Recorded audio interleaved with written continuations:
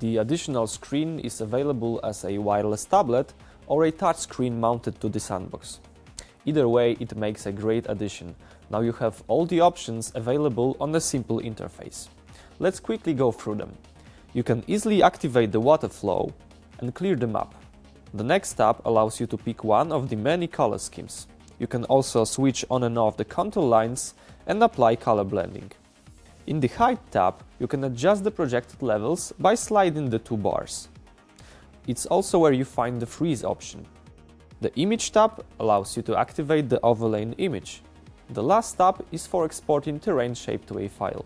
At the very bottom of the screen, you will find a roll-up menu. It has buttons that direct to the additional modules.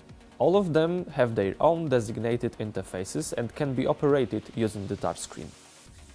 One thing to bear in mind with the wireless tablet is that it can cause the application to restart. It will happen if you launch it after the sandbox has already started.